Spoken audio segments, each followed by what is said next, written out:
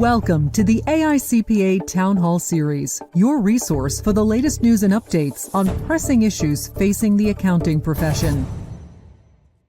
Good afternoon and welcome to the AICPA Town Hall. I'm Eric Auskerson, one of your hosts for today. Today is February 27th, and we've got a very, very full show, a power hour, as we like to say. So here's the agenda for today. We're going to kick things off with the DC update with Mark Peterson, plenty going on there.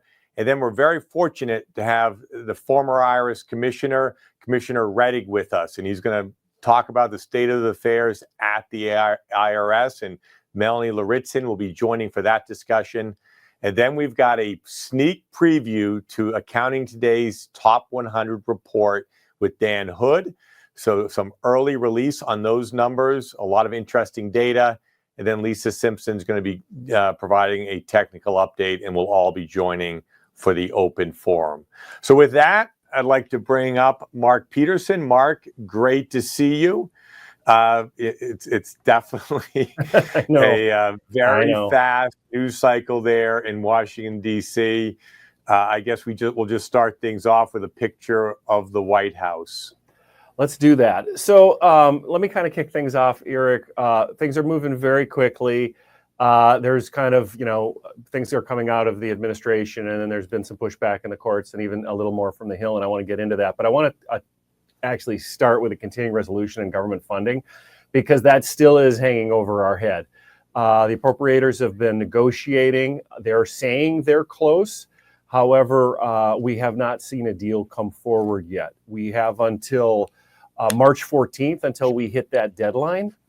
A couple things that are in play there, and just to remember, you do need 60 votes in the Senate to pass that. So 53-seat Republican majority, they're going to have to reach across the aisle to find some Democrat votes in the Senate, even though it's a simple majority in the House. Now, a simple majority isn't all that simple, though, as you know, because it's an extremely tight majority for House Republicans. One seat they have the ability to lose.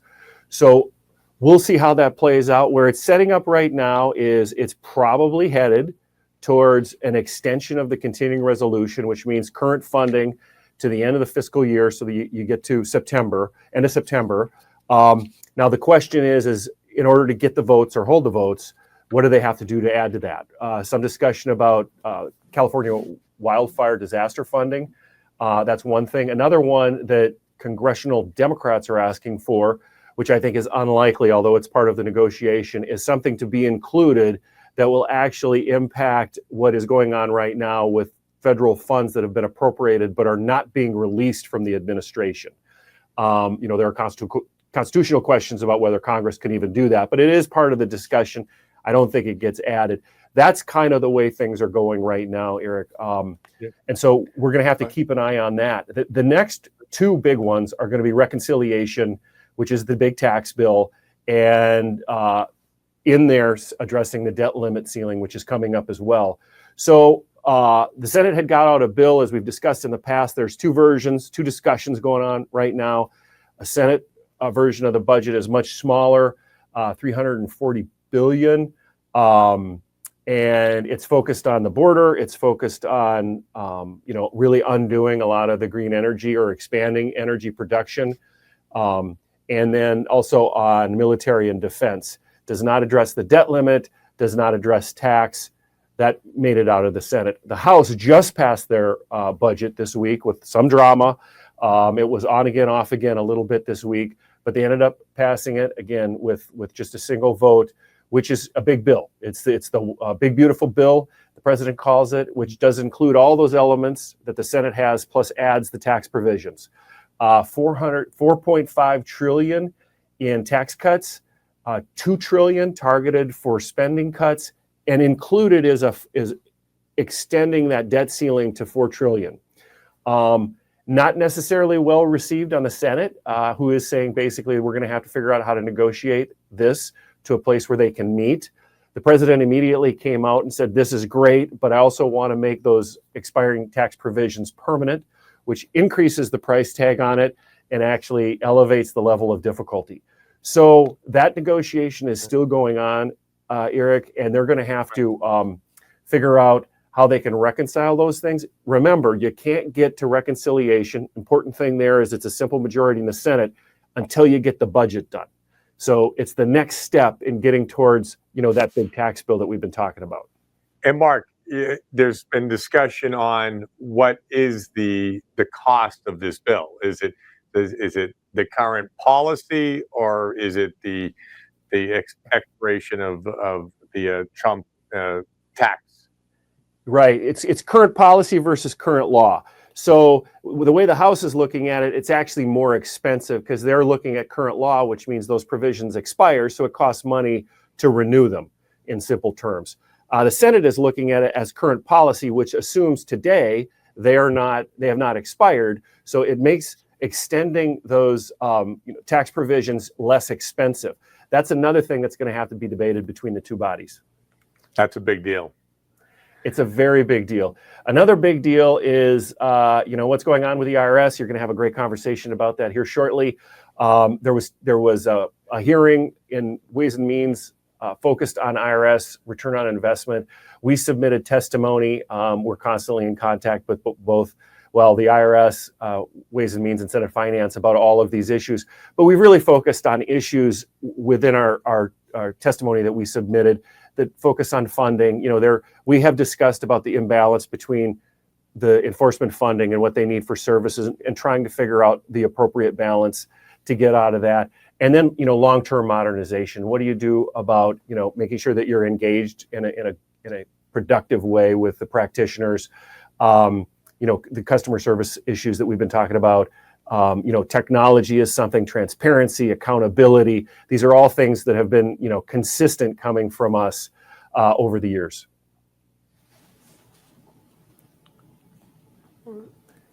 So, Mark, another big thing that we're going to be talking with Commissioner Rettig about in a few minutes is just what's going on with the IRS operations with all of the executive orders. So obviously there's, a lot going on in Washington as it relates to the administration, the executive orders that are coming out. Also, the Elon Musk-led DOGE, which is, putting a lot of downward pressure on staffing and savings, cutting a lot of these agencies. Interestingly, though, we're starting to see some pushback in different areas. One is now that there are actually, cabinet's been confirmed by the Senate. There are heads of these agencies that are, asking questions and creating some confusion because, there's direction coming from this Department of Government Efficiency, and then agencies heads saying, well, wait a second, let's figure out, how we're going to respond to those requests. You have court challenges. We've talked a lot about that, and there have been stays on some of these executive orders. And then actually concern is starting to increase from Capitol Hill on the Republican side of the aisle. Because again, trying to figure out if we're implementing policy, if we're implementing, spending, we want the agencies and the executive to follow through on those. So all of those things are in play. There is, a lot of confusion and a lot of questions. And again, the timing for the IRS hearing at Ways and Means was really good because we are focused on service and how is the IRS as an organization get through all that and what is always a tough filing season. Well, I know we've got a statement from our AICPA CEO, Mark Koziol, which we've got highlighted here, as well as the J of A article. Yeah, and so again, we've consistently talked about the importance of, the IRS functioning. We don't always agree with the IRS. Sometimes we take our voice there on behalf of our members, but we certainly want them to function the most effective, efficient way possible. And Mark's statement here, which we'll be consistent on, is making sure that there's the appropriate level of funding. Never going to be a blank check, but what's the appropriate level of funding for the services that taxpayers deserve and should get? How do you deal with modernizing the organization, and then reflecting honestly on the current state right now, where all of these agencies are on a lot of pressure. There's a lot of questions, the return to office mandate, the questions about not only some of the probationary decisions that were made about staff that was let go, but longer term reduction in force conversations going on. Again, we'll see how it all plays out. You've got the unions going to court, so that's going to play out. Again, I mentioned Capitol Hill raising some concerns, and even now that as agencies are getting heads sworn in, how's that going to work? Well, Mark, I know there's an initiative the AICPA has launched related to a number of the displaced finance and accounting employees in the federal government. Yeah, I mean, IRS absolutely comes to mind because you think of tax, but across government, what we've done is we've tried to create some resources for those displaced, CPAs or professionals that are in finance, in order to try and match them up with firms and memberships and any opportunities that are in our environment, because we all know that there is, and we discussed this on town halls, we do have a capacity need in the profession, and the firms are looking for that capacity. And if that can meet up with some of the disruption that's occurred for people, I think that's a phenomenal answer. And then one other thing, Eric, before we go on, is I did want to mention we do have some a new update on BOI. So it's a discussion that we've had over the last few years, almost every town hall, and Lisa's not going to let you down, and we're going to talk about it a little at the end of the hour. But we do our best to get, we say it all the time, the best possible information. The team had a conversation with FinCEN this week, and I just want to let you know how that went, Eric. So the administration acknowledged, I want to be very specific, the administration acknowledged that they were very serious about reducing the burdens on businesses. And basically what FinCEN has said through their website is during this 30-day period that they will be assessing options to modify the deadlines and to prioritize reporting, and those entities that pose the most significant national risk, national security risk. And I just want to remind everybody, this all came from the Corporate Transparency Act, which underneath that was the beneficial ownership information requirement. That's all related to money laundering. And so that's always been the goal of FinCEN, which is the Financial Crimes Unit at Treasury. So we believe that we are going to be getting more information and more guidance soon. I wish I could give you more than soon, but the best I can do today with the information we have is that they're focused on this, they've been listening, and we're going to hear something soon. Having said that, Lisa's also going to talk to you about the legislation that we still think we should be supportive of, because we want to make sure that we cover all bases, Eric. Well, Mark, I mean, you've been covering this, for the past year. You covered what Treasury Secretary Bessent said in his testimony about being concerned about the burden related to the small business community. So this seems in line with that. So as soon as this news breaks, we will bring this to the town hall community. It seems like it's going in a good direction to reduce the burden. It appears that way. Stay tuned. We're on it, and we will share information as soon as we get it. Well, Mark, next up is a discussion with the former IRS commissioner. So I want to bring Commissioner Rettig up, as well as Melanie Lauritsen. Melanie, Commissioner Rettig, great to be with you today. Thank you for including me. Appreciate it. Well, we've got plenty to talk about. So first, let me introduce Commissioner Rettig. I think you all know him very well. His bio is in our resource file. An incredible career, most recently serving as IRS Commissioner from 2018 to 2022 under both President Trump and Biden, under both Secretary Mnuchin and Secretary Yellen. A number of major acts of legislation passed during his time. So he's going to have some tremendous perspective for us today. He's currently a shareholder at Chamberlain in Herlica, supporting tax filers. So welcome. And Melanie, before I'm going to have you jump in here with a number of questions. But to kick things off, Commissioner, we're highlighting here an opinion piece that came out earlier this week, which was penned by 7 former IRS commissioners. I know you played a very active role here. It truly is an unprecedented time with all of the executive orders that are underway, also being in tax filing season, and a lot of anxiety related to a pretty significant piece of tax legislation coming up. So I'll let you share a little bit of background related to this opinion piece, as well as just your overall thoughts on the current state of the IRS. But welcome, Commissioner. Yeah, thank you. The New York Times opinion piece was truly coordinated by all of the commissioners, with the exception of everybody's calling out, well, where's Doug Shulman? Doug is CEO of a public company, and we didn't think it was prudent to include Doug and thereby maybe some lateral into his company. So he doesn't disagree with us, but there were other reasons for him not to participate. The concept of the New York Times article is very clear. No CEO would cut its accounts receivable department.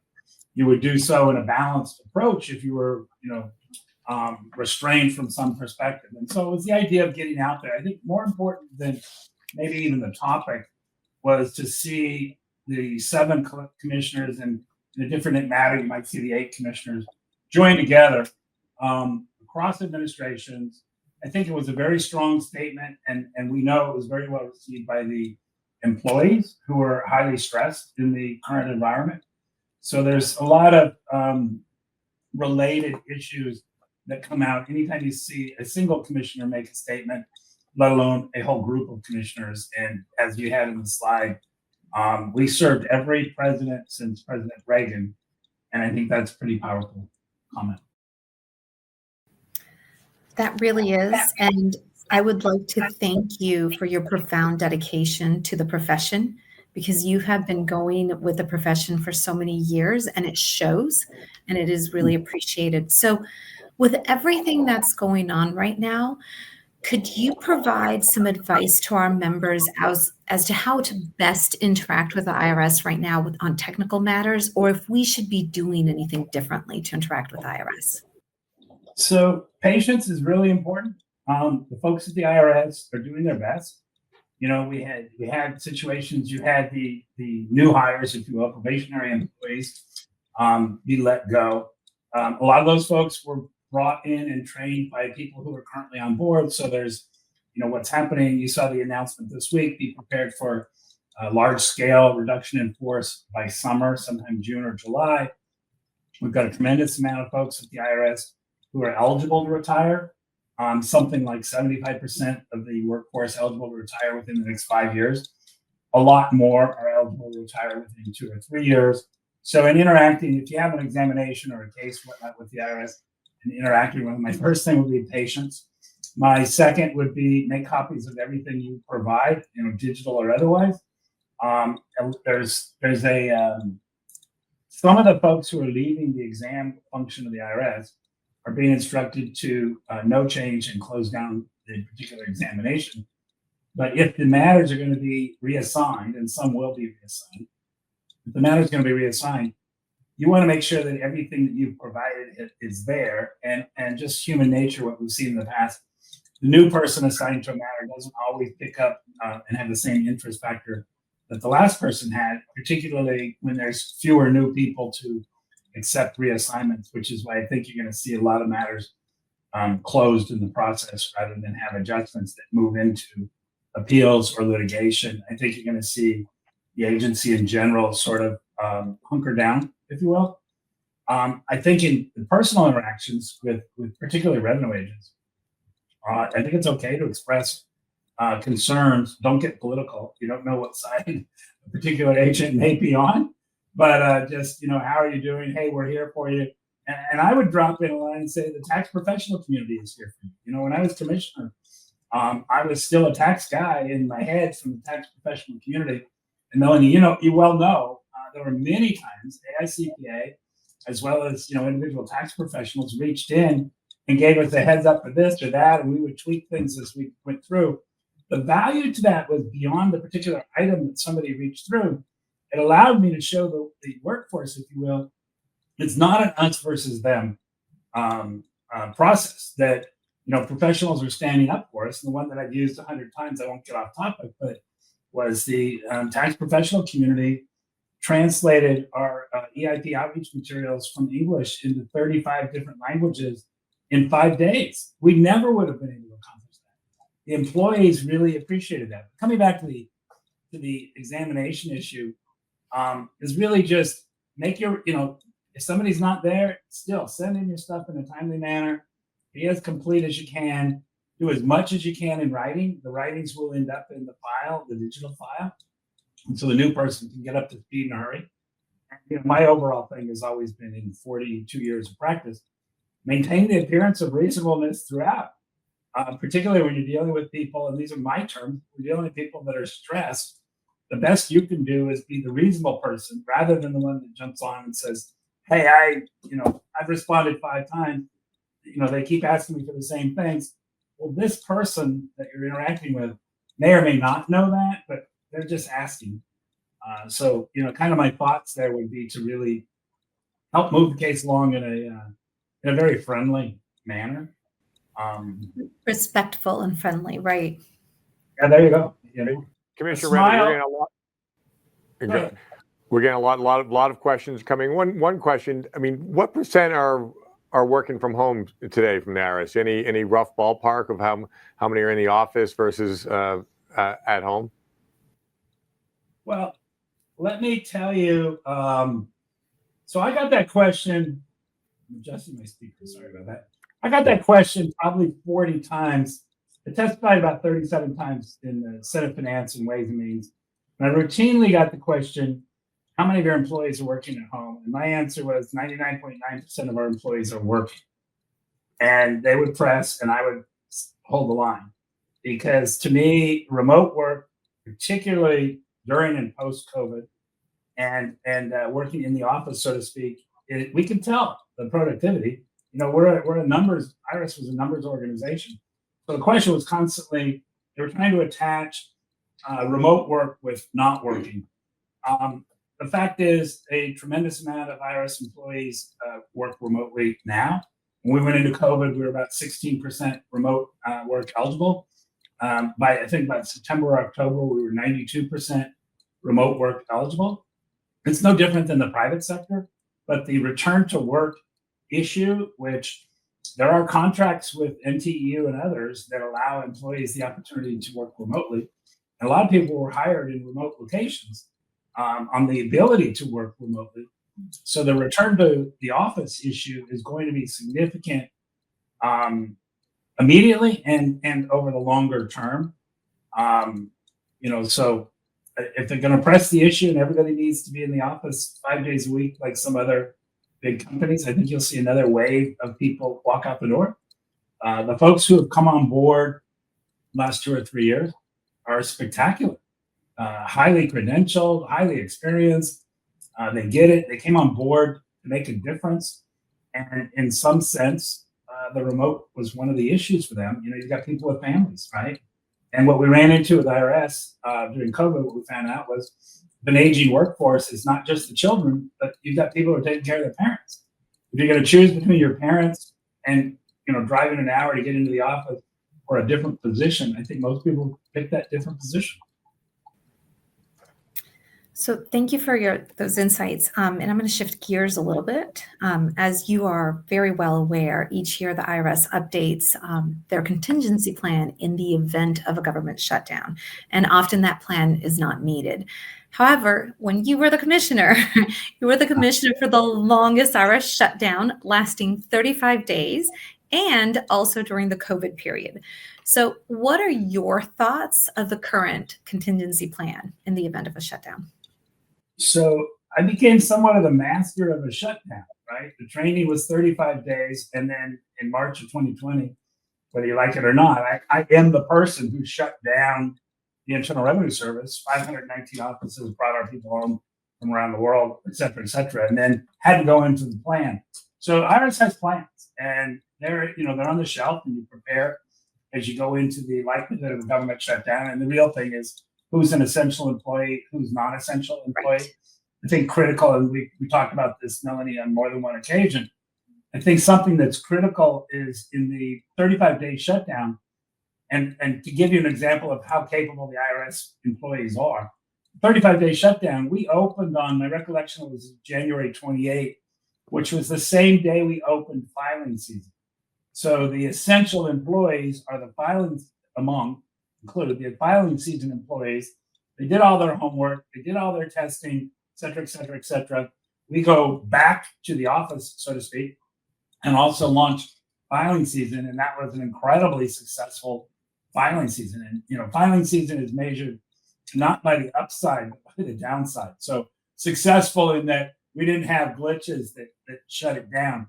One thing we did learn at that point in time is that, and this is a tax lawyer giving you the technology side of the house, but we had incredible volumes coming through per second, per minute, per hour, and we created a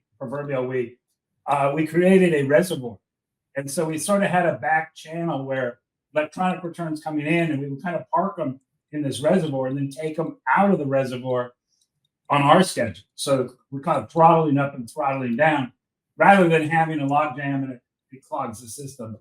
That all happened in the fly at that particular time with employees coming through a shutdown.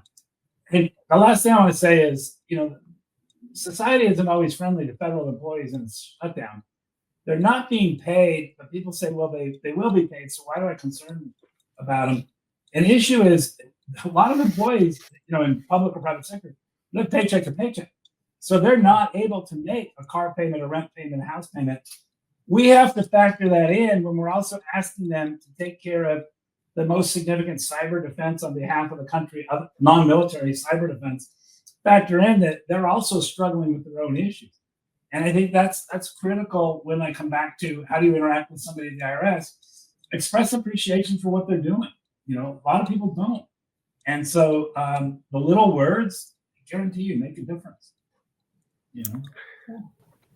Well, Melanie, I was going to hop in here. We've got a lot of questions coming in. A couple of them are technology questions. Just so it's something I know, Commissioner, you thought a lot about during your time there, state of technology at the IRS. I actually know right now, being back in practice, and you're active with some technology solutions that are helping prepare us. You have both sides, the technology platforms of the IRS and the evolution of technology on the practitioner side, and also Gen AI is playing a big role. AI is here. Everybody's talking about when it gets here. That's just generational. If you talk to the 8-year-olds, they know it's here. So let's get more like the 8-year-olds. It is the future, and we did it with it inside IRS. We AI drove our audit work plans throughout the time that I was there, 2018 to 22. AI is the ability to leverage otherwise scarce human resources. I think, Eric, you and Melanie and a lot of others are aware, when I came out of the IRS, essentially there's a 2-year ban from touching IRS or Department of Justice, and I got very active in a number of things, including in the digital world, how to help in the accounting profession. Y'all know my wife's a tax accountant. I know a lot of folks. There are not enough people to actually take care of what needs to be taken care of. And I joked the other day, both with Eric and Melanie, I said, when's the last time somebody said, with a high school student said, hey, can you talk to my son or daughter? They want to be an accountant, right? We've got to get back to that. We've got to get back to the profession. It's critical. The world can't go without it. But the link, I think, is AI and technology, and something that I'm very proud to be involved with is K1X. K1X digitizes the K1. So rather than having somebody go through an accounting degree and you go to work in an accounting firm, you go to the back room and you're inputting information into a computer, you're wondering, is this the best that I'm going to be able to do? And they shouldn't do it just because we did it. Right? We got to move with the times. And so I think that those types of things, and you guys know even better than I how much is out there, but let me touch about from the IRS perspective on technology just quickly. In the last 2 years, IRS launched more digital tools in the taxpayer service space than they did in the previous 20 years. Self-service options, multilingual, mobile friendly. You're going to be able to file a tax return from a cell phone. Right? And that's where the world is. IRS is playing catch up. In the enforcement side of the house, the technology that's inside the IRS is able to identify areas of non-compliance that they wouldn't even have thought existed just 2 years ago. So technology has just taken the agency to another level.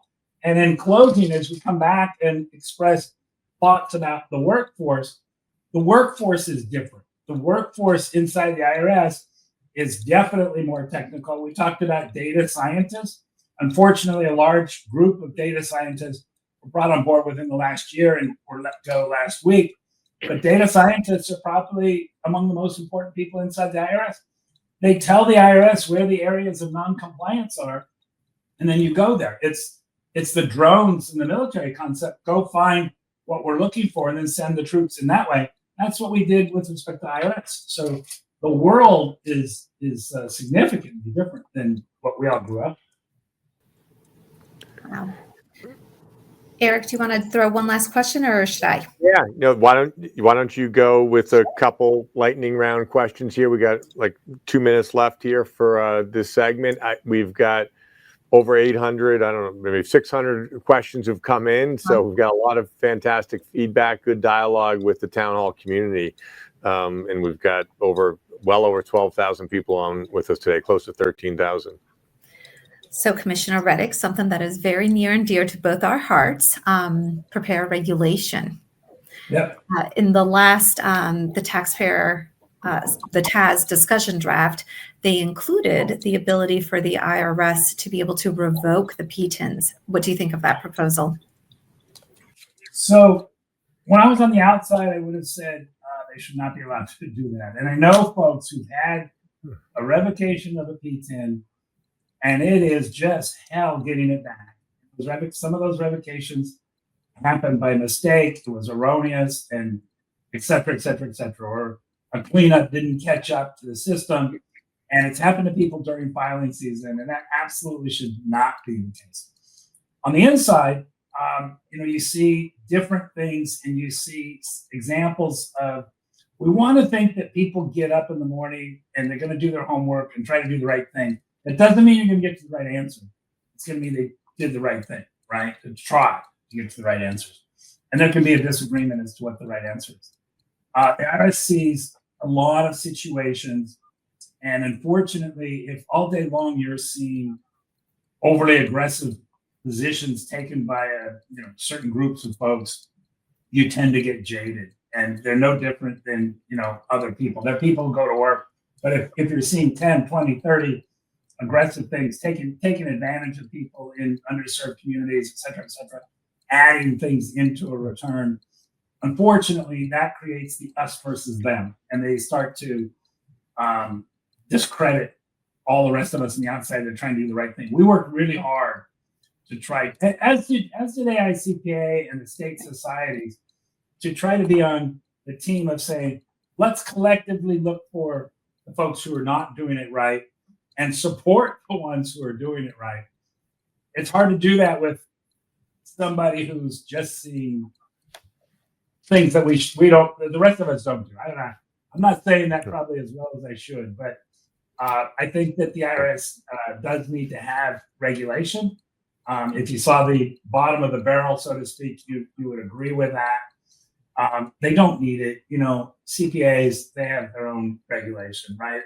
All the rest of this, that's like personal reaction. Nobody handed you your CPA license. Very difficult to get. You have to do a lot of education and whatnot to retain it and experience. But, in terms of return preparation, people get swept into the same pool. So with that, Melanie, I just proved that I'm a lawyer because I can give a non-answer to a very straightforward, simple question. But I want people, in closing, let me give 30 seconds. Give it. That'd be fantastic. Yeah. I want people to be proud to be in the profession that you're in. This country doesn't operate without accountants. It doesn't operate without AICPA and similar. The financial markets, the business markets, the government, whether somebody's in-house, out-of-house, private practice, we need to know that the financial data is accurate, tax returns and otherwise. Similarly, I really want you to be proud of the people at the IRS. I talked about that they're stressed and this and that. I can tell you in 44 years, so I worked with thousands and thousands of people at IRS before I went on board. I was frontline in the fields when I was there. It's kind of a thing, I guess it became, that every day I was in every IRS facility. I ate in the cafeteria, and there was no commissioner section. I walked up and ate with whoever had an empty seat next to them. And I met a whole lot of frontline people. I can tell you, they're trying hard. If you have three people, they're going to have different abilities. I didn't say I want all of you to, bat 400. I want each of you to try your best. And I would always say, I have good days and bad days. You have good days and bad days. On your bad day, I want your best for your bad day. And on your good day, I want your best for your good day. And we need a fully functioning Internal Revenue Service. We're all talking about filing season and the rest. I was the COVID commissioner. CARES Act, March 27, 2020. That statute said IRS on the EIPs issue these payments as rapidly as possible. That was March 27. April 10, exactly 2 weeks later, we issued hundreds of millions of payments, hundreds of billions of dollars. People say, well, should they have issued that? That's tax policy. That's Treasury, Congress, and the administration. We administer the law that's fed to us. And I got to tell you, what I see now, if we had another COVID situation or a similar crisis, I'm not sure the IRS could step in like they did. They stepped in because they knew the value of something on behalf of the country, and they went above and beyond, right, at that point in time.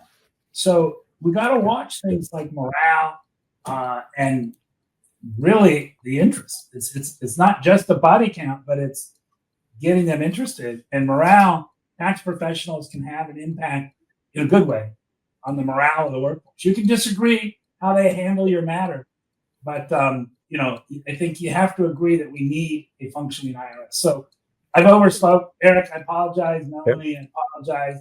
It's so unlike me to do that, but I get passionate about this stuff. Well, hey, Commissioner Reddick, thank you for your passion. Melanie, thank you for all you're doing in the DC office. I know you're connecting with the IRS every day, and your opening remarks about the commissioner here and how much he has done for the profession, for America. So thank you very much. And we look forward to having you back on a future town hall. Maybe we can unpack further a number of other issues. Thanks again. Eric, it was a team effort. AICPA is critical to the operations of the Internal Revenue Service, the state agencies, and so are the individual tax professionals. And so, that's where my heart is. It's with all of you. Thank you for having me. Thanks, Melanie. Okay, that was a great segment.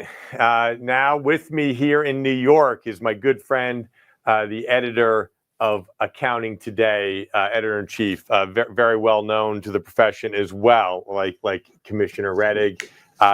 We are very much looking forward to this preview of the Top 100 Firm Report. It's eagerly awaited every year. Lisa Simpson, great to have you with us as well. So welcome, Dan. Thanks for having me. This is great.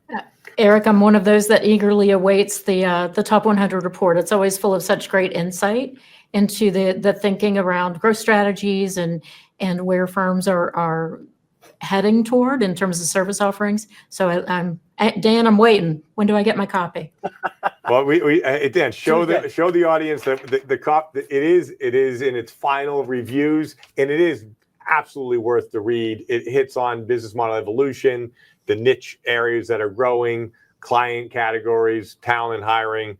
So let's just jump right into it. And you put together this slide here highlighting some of the key findings. Yeah, it's a little bit of a weird year, I got to say. It's a little unusual. We've teased out, between us, we've talked about some of the trends, and some of them seem at first glance maybe a little negative, but it's more just interesting. There's a lot of developments going on.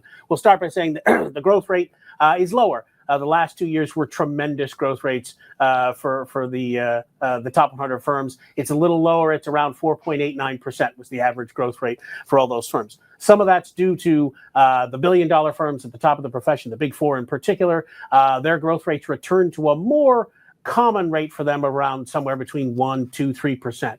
And that because they're huge, they weigh heavily on the profession. So when you see a 4.89% growth rate compared to an 18% from the previous report, and similar from the year before that, it seems like it's a down year. Really, though, when you start looking deeper into the numbers, you see some other things going on. We mentioned 45 of the firms reported double-digit growth, but 3 reported growth over 100%. So you're seeing some of these firms are growing at rates that are insane. One particular firm grew at 300% over the course of 2024. That's crazy. We're going to talk about some of the details of that, but what it all points to is there is a bunch of changes going on in the largest firms, and a lot of them repeat down through smaller firms as well. But we're seeing these huge changes going on in the structure of accounting firms and how they work and how they're put together. And it ends up giving us these different growth rates and these different sets of differential numbers between different cohorts. So, for instance, when you look at the median growth rate for all the top 100 firms, it's almost 17%. That's pretty respectable, right? You would say that's great growth. We'd be very happy to have that. And we'll see. There's a chart later where we'll talk about we break down the different cohorts: the $1 billion firms, the firms between 100 million and $1 billion in revenue, and then the firms under 100 million in revenue. And you'll see those growth rates for those two bottom cohorts are pretty strong as well. They're between 13 and 14%. So again, respectable growth all around. That headline number doesn't necessarily do justice to what's going on across the whole list. Well, when you have a median growth rate of 16.91%, half growing, more than that, that's pretty significant. The previous 2 years, we do have a chart coming up. They were like, great years. And this was a very, very good year, 2024. Right. That's the story. It's not bad. It's not terrible. It's a little different from the previous years. And again, we're going to see, we have another chart that will show up. We're going to break out the growth, but this is an interesting data point, just the entrance of the $1 billion club. Right.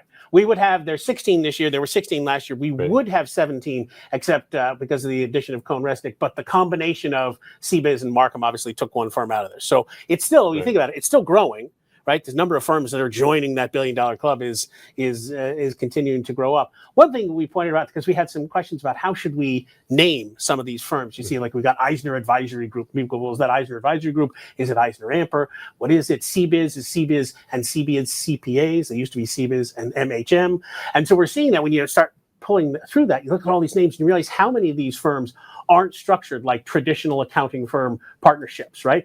Even when you talk about BDO, right now it's an ESOP. You talk about some of those firms that have taken on PE money, so they're alternative practice structures.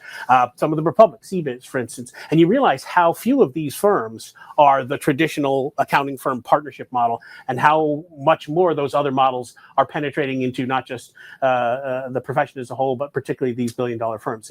When you look at the rest of the list, you'll see similar sort of wide range of models that firms can follow. It's really kind of exciting. It's confusing and complicated, but it's exciting and interesting. Well, I mean, this is, kind of stating the obvious, but now you have to be 2 billion now to be in the top 10. Yep. And there's been a lot of changing of the order here. I think yesterday we heard another PE deal, CohnReznick. I think we're going to be hearing more, large mergers in the coming months. Sure. There's rumors out there. So this is going to be a very fluid list. Yes, very much so. Though it's interesting, we were talking earlier about when you look at the next tier of firms below $1 billion, there's really only 7 or 8 firms between 500 million and $1 billion. So that's a pretty small group of firms if you're looking to make a huge matchup. It's a relatively small group of firms to pick from.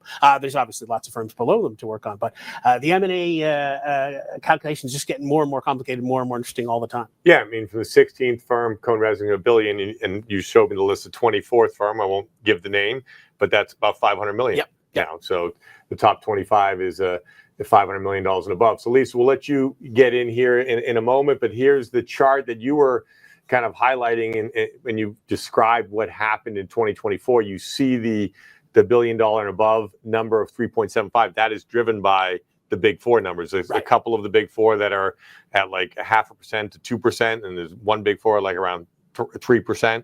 Right. And then when you look at some of the other $1 billion firms, there's a lot that are in that similar sort of 1% to 5% growth range. There are a few doing very well and much higher than that, but that's that 3.75 for all of those 16 firms is the sort of average there. But then when you look at the firms that are 100 million to $1 billion, right, almost 14% growth. That's fantastic. In any year, you would be happy to have that. And then the firms under $100 million, similarly, 13% growth. Very strong. What's interesting and what we think has mostly happened is that a lot of the consulting work that is so much more important for the $1 billion firms than it is for the firms below $1 billion, and particularly for below 100 million. A lot of that consulting work, we saw firms literally just announcing, say, hey, we got less consulting work than we expected. We found less of it. In some cases, they laid off staff in their consulting divisions, not just in the big four, but in some of the other $1 billion firms as well. So we think that's what happened, right? Consulting work fell back a little bit. That hurt those $1 billion firms. The other firms, that are growing very strong rely less on that. And Lisa, we've been at the town hall now for 5 years. We're coming up on our 5-year anniversary. So you look at 20. We know we've been talking about the what's been happening for the last 5 years on the town hall. 2020, it was a year that the firms actually had high profits. The revenue growth wasn't as high, but then 21, 22, and 23, some really, really high growth numbers. The consulting, the digital transformation, what Dan was just talking about, the consulting area growth, that really was strong with the big four in 22 and 23. But at least I think it's also interesting to look at the overall trend. But overall, this marketplace is doing very well, and that's another reason why there's so much private equity coming into the market. Absolutely. And we're seeing that private equity coming in because they look to the accounting profession to be a great stable opportunity, but also an opportunity for consolidations, which you're seeing in the growth of those billion-dollar firms.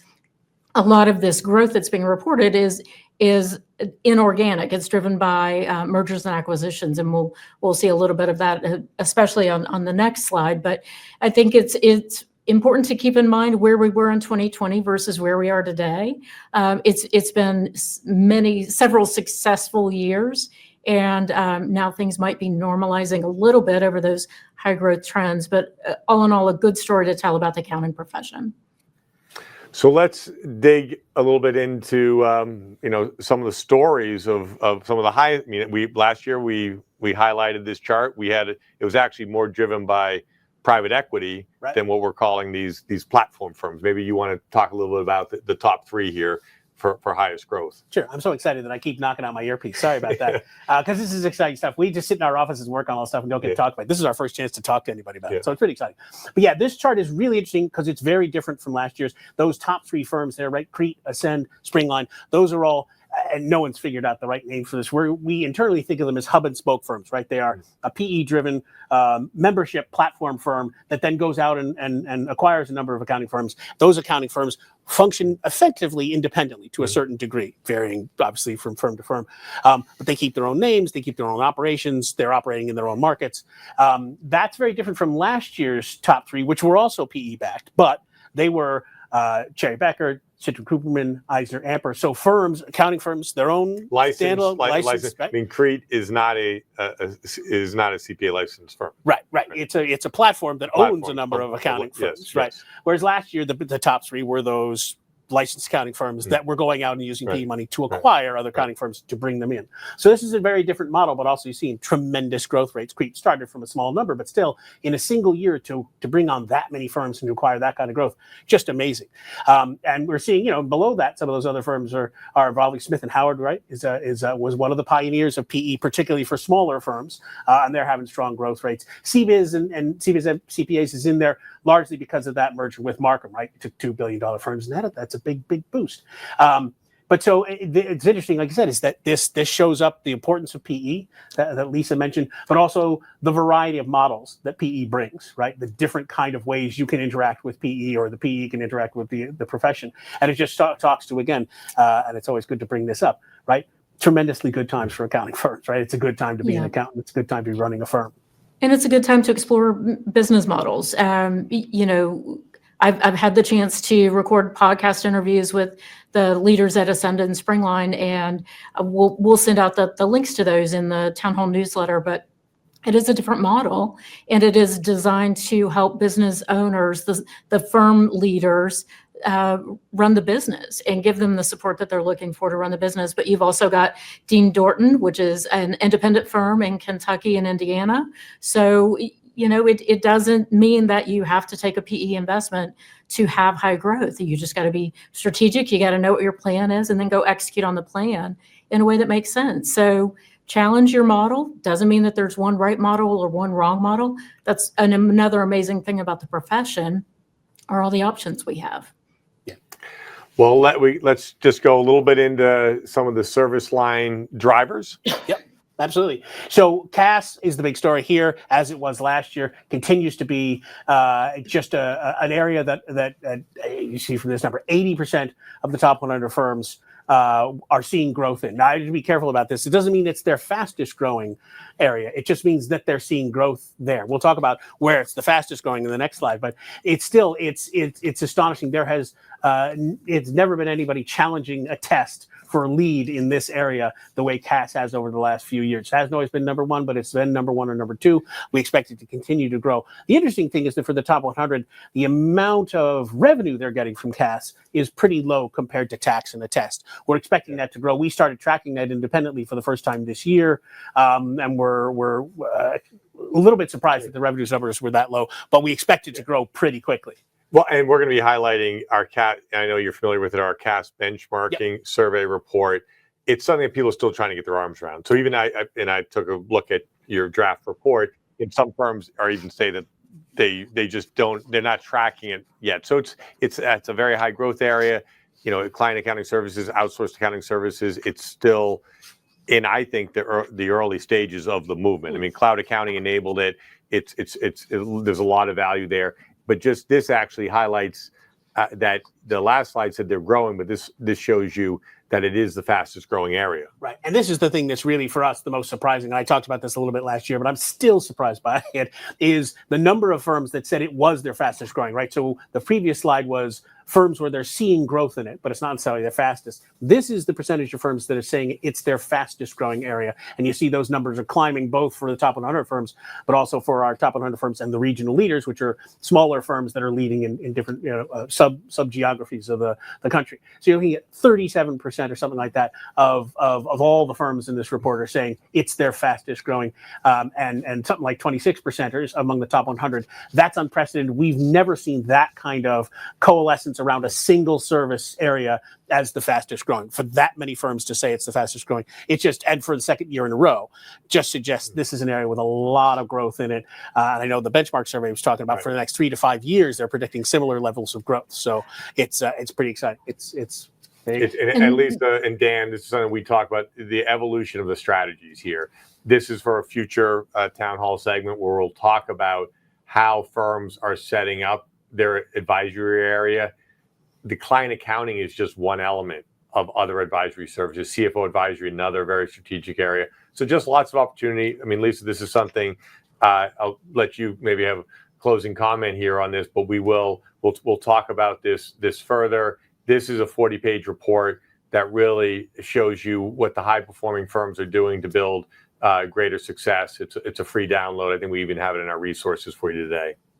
Thanks, Eric. And, for all of our small firm friends, I don't want you to think that we're just focused on what the top 100 firms are doing. But again, from my perspective, if you look at the slide that shows the service line growth breakdown, if you're in a small firm and you're thinking about where should my niche be, or how can I meet my growth objectives, which are your growth objectives, not the growth objectives for the top 100 firms, think about where the service lines are growing and what services you want to provide to which clients, in what way. A lot of great insights that'll be coming out from Dan's report, and we'll spend more time talking about how those insights can translate down to our smaller firms in just a minute. But for now, I'm going to do a lightning technical update. So Eric, a quick thank you to Dan here. But Dan will be back for open forum, which will be short. Awesome. And people want to know, can they get this digitally? And the answer is yes. Yes. And we'll put information about how to get it in our newsletter that'll come out Tuesday. Excellent. Thank you. Thank you. thank you, Lisa. Dan. Okay, lightning round. So Eric, keep your hand on the clicker because we're going to go fast. The first one is simply an announcement about tax relief related to disasters in Kentucky that started around February 14th, and it provides taxpayer relief for filings of many, many types of individual and business returns until November 3rd. Really quickly, I'm not going to go into details on the next slide. We'll come back to that because it relates to an AICPA recommendation for good tax policy. And we'll table this one for another one because I really want to talk about BOI. And I'm guessing there are a few of you in the audience that want to talk more BOI based on the comments that I'm seeing coming through. As a reminder, if we step back and look high level, we do have 3 forces at play around BOI. Legal, which we'll talk about next, the regulatory and administrative, which Mark Peterson kind of hinted at, and then where we are in the legislative process. So quickly, from a legal standpoint, hopefully most of you are aware that on February 17th, the federal district court lifted the last remaining nationwide injunction that had halted BOI filings. That's when FinCEN came out and said, we're going to give everyone until March 21. Now, Mark Peterson told us earlier that we expect to see some kind of relief, and we expect that relief to be vast, but it will not be relief for every single entity who's required to file a BOI report. So please stay tuned on that. And again, we'll let you know as soon as we hear anything. Additionally, from an administrative perspective, the penalties have increased because they're tied to inflation rates. There is one other legal case out there that we'll keep our eye on, and we'll let you know if anything comes about for that. From a legislative standpoint, Mark mentioned a call to action. We don't want to rely on simply an administrative relief option. Let's go ahead and keep our foot on the gas and contact our Senate delegate for a relief bill to pass through there as well.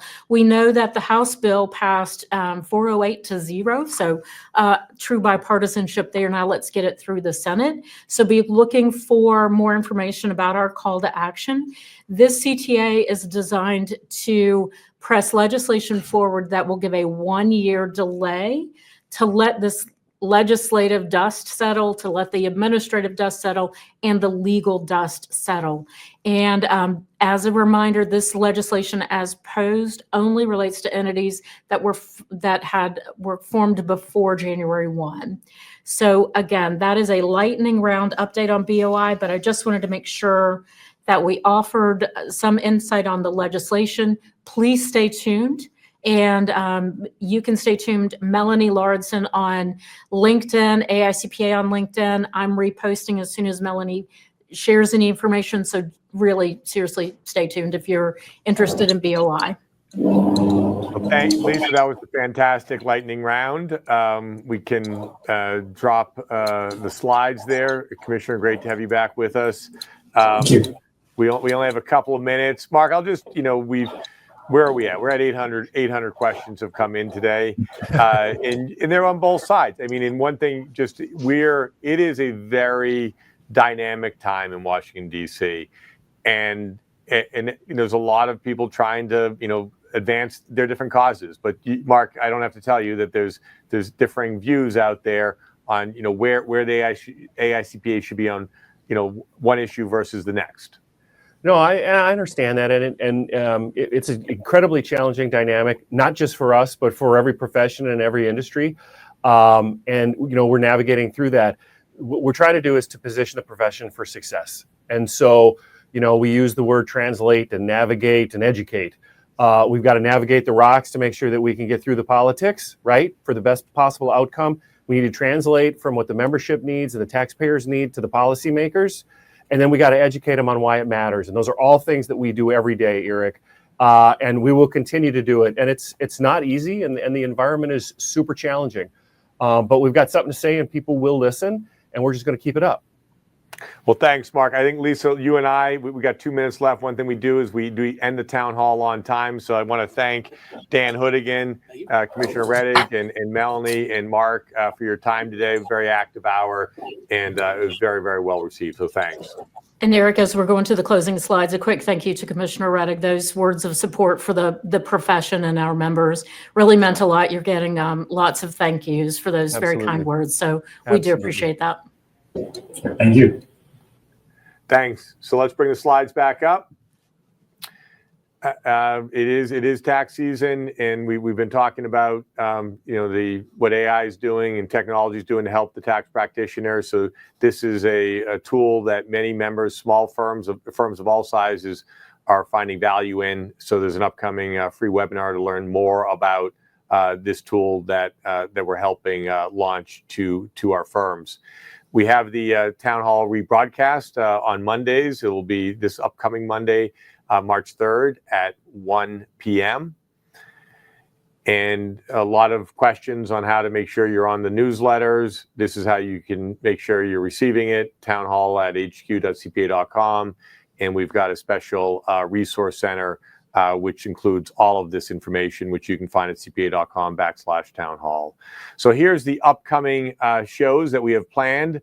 It is a busy time for all of you, and our next one is March 20th, taking that into consideration. We will, though, do a special broadcast, or we will absolutely provide you breaking news through the Town Hall newsletter. Here's the schedule through June. Lisa, great being with you today. I'll let you have the closing remarks for the Town Hall community. Just a wonderful conversation today about how dynamic the profession is and how important the profession is. So keep that in mind as you work through your the rest of your busy season, and we look forward to being back in touch. Thank you. Thank you for your participation. You can now subscribe to the AICPA Town Hall series on your favorite podcast platform, as well as watch archives on YouTube and AICPA TV. Tune in for live broadcasts Thursdays at 3 p.m. Eastern Time.